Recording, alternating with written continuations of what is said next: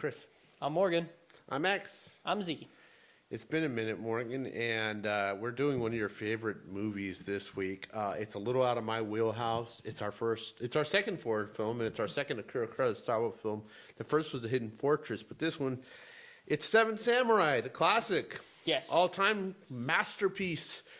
And that I will probably butcher because I'm struggling with these guys' names, even though I really dig these actors. And that's totally okay. I try and say Spanish names, and I butcher them too. Yeah, that's an accident waiting to happen. Yeah. So I'm going to do my best, and I'm kind of going to be throwing over to you a little bit more in this, Morgan. But normally, I think if you're expecting a technical breakdown of Seven Samurai, you're probably not going to get that because since this is only the second Kurosawa movie I've seen, we'll just say that we acknowledge what a significant impact that he's had on cinema and specifically Westerns. Yeah, huge impact. If you can name a cliche from a Western that originated in samurai films, he's probably the one who started I mean, it. he invented the team-up movie, for God's sakes, Yeah. before Avengers or Bug's Life.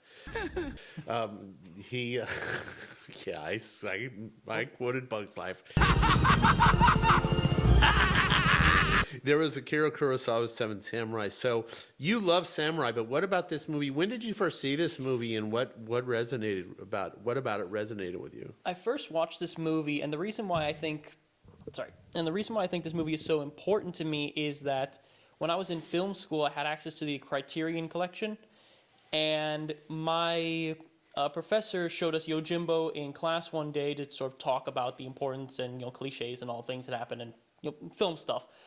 But that just made me go, I want to see more from this guy. So I looked up Seven Samurai on the Criterion collection, and it was midnight when I watched it, and I didn't get to sleep till 5 a.m., and I had class at 6. Was that your first foreign film? Technically my third, because there was... Well, you said Yojimbo. It was Yojimbo. Then there was a movie before that was French. I can't remember the name of it. And then there was but now there's Seven Samurai. But of the three, Seven Samurai, my favorite by far. Okay, for a movie that requires reading and is over 3 hours long, what specifically about this movie that did you love so much? I think I just loved how every character gets not only a moment to shine, but everyone feels important. It feels even when the samurai start falling, you feel their absence. And the specific one that made me just love this movie was the one played by Toshiro Mifune Kikuchiyo. He's the reason I love this movie. Well, yeah, he was also the lead in The Hidden Fortress, but as a wider and greater whole, he is. And I think especially, let's say you're a person who never watched a foreign film before, and oh my God, you gotta read the screen. God forbid. What really does the hard work in this are the actors, because their screen presence is incredible. And he's not the lead protagonist. It's Kanbei, Kanbei Shimada, played by Takashi Shimura, who that guy is incredible presence as well. But overall, the presence of even the actors with less screen time, there's like three or four of the samurai get less screen time, but overall they have incredible presence. Mifune, I think, has the most charisma out of all of them, and he probably has the most screen time too, and he gives an extraordinary performance. But none of this, the reason all of this works, and the whole gist of why this works, isn't that these are seven perfect samurai or even seven definitive samurai. You could even get technical and say that maybe they're Ronin. And hell, Mifune's character isn't even technically a samurai. But they're perfect together. And the reason they're perfect together is because Kanbei, who is hired by these villagers to protect them against these bandits who keep stealing all their food, knows he's a great leader. And part of the reason he's a great leader is he knows tactically what actions to take, and he knows how to put a team together. He can vet people super well. Yeah, and his intro is. I remember watching that intro and I was like, what did I say? I was like, God damn, that guy's a badass. Yep. And it wasn't like some big action set piece. So it was a very deliberate, tactical thing he does. Yeah. The situation is a thief stole a kid, and people are freaking out like, oh my God, he's going to kill the kid. We got to get the kid back. So Kanbei very calmly shaves his head, borrows some robes from a monk, gets some food, goes up to the thing and says, I'm not coming in, but you and that kid have been in there all night. You're probably hungry. And he throws 2 rice balls in. And as soon as he sees an opening, he is in that building. He charges him. They don't show it. It's off camera. A couple of things that Kurosawa does is off camera. But the thief comes stumbling out and just collapses Falls after. over. Yeah, He falls over dead. So you needed that important moment. And he automatically commands the screen, but the way he puts his team together, the first guy, I guess, would be, he doesn't even technically want him to join. It's the kid. Yeah, it's Katsujiro, who is this young man who wants to be a samurai and needs a teacher, and he wants Kanbei to be his teacher. But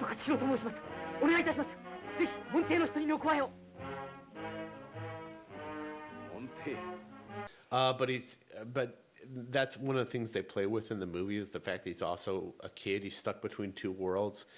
He's this kind of youthful guy who at times does childish stuff, like wants to pick flowers. Yeah, he wants to run in the fields and lay down in the grass and sniff the pretty flowers. And there is a love interest that he has in this movie, and we'll talk about that class distinction in a minute. But he tags along like a little puppy, but he decides to take this job, and the first thing he does is the way he vets these guys, because this is not going to be a well-paying gig, so you need a very specific type of samurai to be able to accept this based on honor. There's no pay. It's basically rice. Yeah, you get to millet, eat. if you want to say it. Well, millet for the villagers. It's the samurai who get rice. Yeah, but I mean, it's the thing is there's no pay. The first guy that he tries to recruit turns him down because there's no pay. It's like there's no glory. This is not a job that you're going to get glory from. You have to be the type of samurai that is doing it strictly based on honor. And listen, there's let's go ahead and say the 3 guys who get the less screen time, but they're important dudes. I'm not gonna lie. Listen, I want to trip over words I was gonna go off the names. Go off the names. So, and I'll put them in the. I'll show who they are. They're important, but it's hard to remember them. So you have Heihachi Hayashida, played by Minoru Chiaki. You have Gorobe Katayama by Yoshio Inaba, and then you have Shichiroji, played by Daisuke Kato. All of these guys are important. They help train the villagers. They keep the spirits up. They're all important, but they do have less screen time. They're a little bit harder to remember, and the guys that Kurosawa focus on more is Kanbei, the kid, and they do recruit. You got to have at least one badass. Not to say these guys aren't all badasses in their own way, but you need one person who stands out. You need that one swordsman that stands out, and that's Kyuzo. And dude, his intro is pretty pimp. It's so cool. He's having this sparring session with a dude who got annoyed, and it looks like they would have tied, but Kyuzo says, "No, I would have won that." So then they fight with actual steel. And it's a replay of the actual bamboo fight, and he takes them out with a single blow, and he just keeps on going, man. He doesn't celebrate. He doesn't do anything like that. And then he has a similar stoic moment that shows off his badassness later on when they're have to go into the enemy encampment and he has to get a musket or something like that. Yeah, because even at that time period, guns are scary. Musket versus swords or bows, musket wins every time. So Kyozo has to go is saying, you know what, I'm going to get one of those because we don't want them to have it. Yeah. I don't think anyone even uses it. They just have it so that the enemy doesn't have it. And he grabs his sword, runs off into the woods. It's late at night. and he doesn't come back till early the next morning. And then carrying the musket, just says 2 more down, and then goes take a freaking yeah, nap like and then a the badass. kid Katsushiro is totally enamored with this guy, and he's like, "Please, sir, train me." And it's like, and he's all chill and shit. But the whole well, not the linchpin, but the guy who gets the most screen time is help me, brother, Kikuchiyo, played by Kikuchiyo. Toshiro Mifune, who Marble Mouth Johnny over here. his whole God, dude, this guy, this actor, Toshiro Mifune. I mean, you don't need to understand his language to understand. He's a tremendous actor. Oh yeah, he was super good in Hidden Fortress as this very stoic guy, but here he is this bombastic, loud, super expressive. He's a fucking drunken buffoon when they enter. And you know what? If you're watching the first time, it's like, oh, we gotta have the clown. Yeah, he's used for comedy effect, but I think he's way more important than that. And because of the nature of it being like a 3-hour-long movie, and why we care about this character is because it allows these characters to breathe. And his more so than everything, but more importantly, his history, his backstory is that, I mean, he's an orphan. That's not even his. It's Kikuchiyo is not even his name. No, it's like the name of a dead 13-year-old kid that he stole the name off of. Which I mean, I don't think he stole. I think he just stole the family tree of like, look, I'm a samurai. Yeah, he stole the family tree for his bona fides or whatever to try to get in with this clan. But more importantly, he gives Kanbei insights that are really important to understanding how these villagers think. And it's also why he relates to them so well, and the kids love him so much. Oh, yeah. There's this very important scene where essentially he discovers that the villagers had, like most villagers apparently at the time did, is when samurai were defeated and running away, the villagers had no problem stabbing them in the back and taking their stuff. So when Kikuchiyo finds this stuff, he brings it to the other samurai. He's like, hey, look, we have spears, we have weapons, we have armor, we have all this stuff that we can use to help. And the other samurai are getting really pissed off.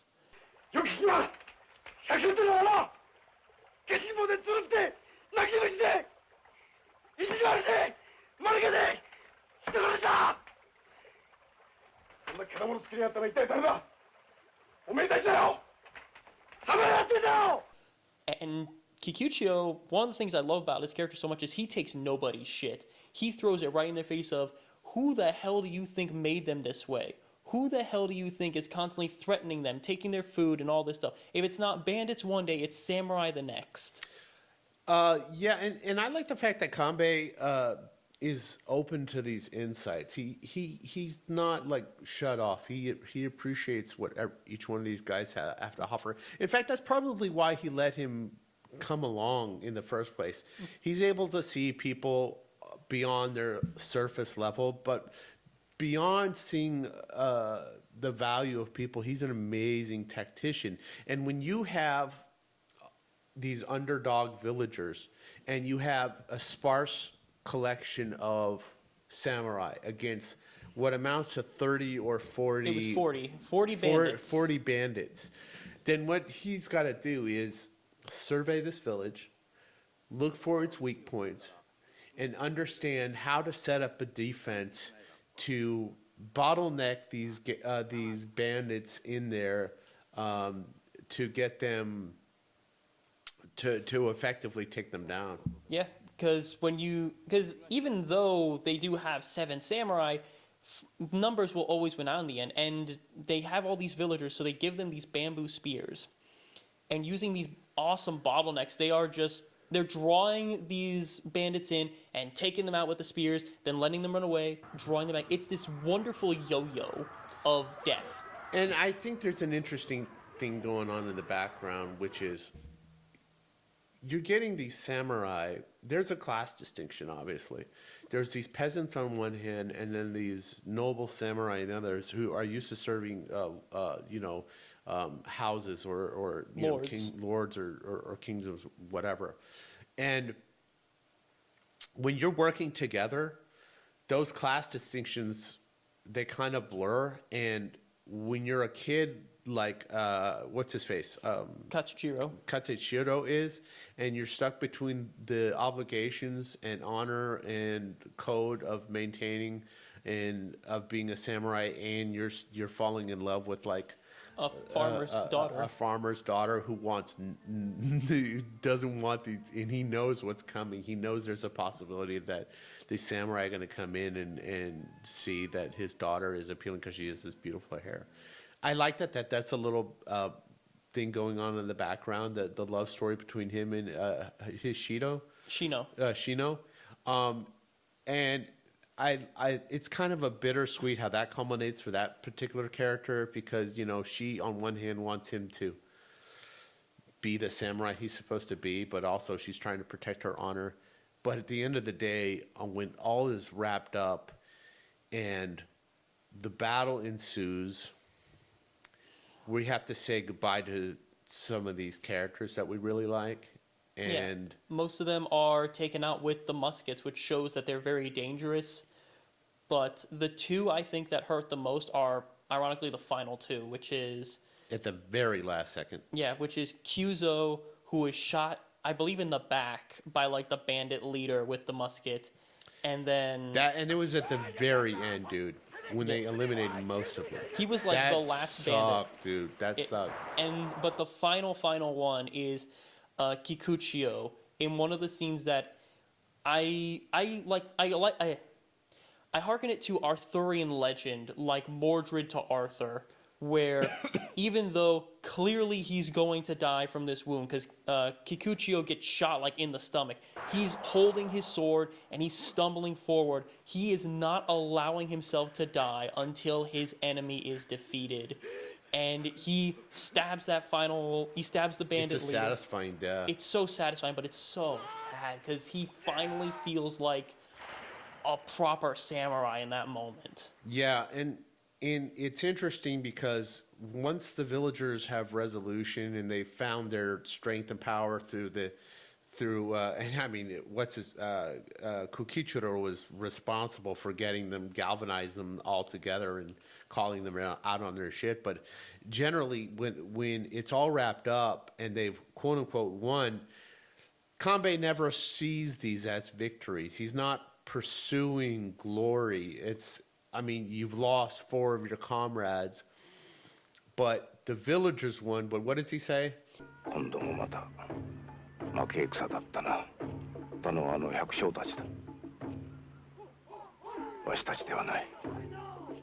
This is not a victory for us, it's a victory for them, and he points to the villagers. Yeah, and it's an important moment for the audience. It's an important moment for the kid, Katsushiro, because he realizes he's not going to have the girl, and he definitively decides to pursue the life of a samurai, and they're left going off on their way. But that final shot of this movie, where they pan up and you see the 4 graves of the samurai, the dead samurai with the swords. Man, that hits home, and it's such a deeply satisfying ending on that level. That shot alone, you said it before, and I agreed with you. I want that shot as like a poster. That is so beautiful. Yeah. I don't know. I've never seen an end shot that best represents what the movie should be. It's a beautiful shot, and this is a really, for a movie that's 3 hours.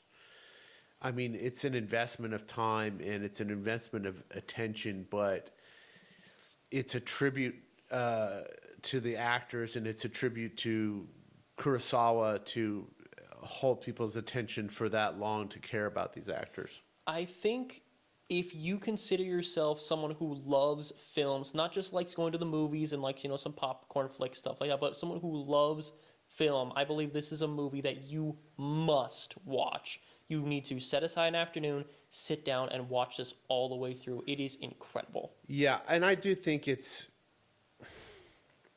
accessible. That's the best words I can say. It's accessible, even if you're not a cinephile. I don't know if I'm a cinephile. I'm somewhere in between a cinephile and a regular movie-going kind of guy, because I like to try different stuff. This is definitely, and if you're watching this, you're probably a Kurosawa fan. We didn't talk about the technical stuff because I don't think we would have done it justice. Yeah, Morgan. You it's need not- a wider breadth of understanding of his films, and this is not a side-by-side comparison of his impact on John Ford movies or Sam Peckinpah movies or the symbiotic relationship between American and Eastern films.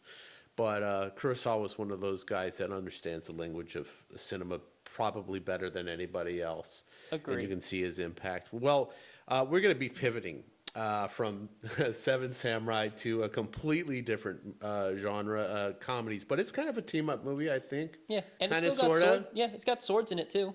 It's got swords in it, too. yeah. We'll go ahead and say that. We're not going to say what it is. I decided I don't want to. Okay. But it is an all-time classic. It is a beloved movie, comedy from the 80s. It is fit for all generations. It's an evergreen, family-friendly, fun, most quotable movie of all time. There is not a single line in this that has not been quoted to me at least one time. And I'm going to be honest, it's strange that it took us so long to say it. You might also say it's inconceivable. We'll see you next time on X versus Z. Later. Bye.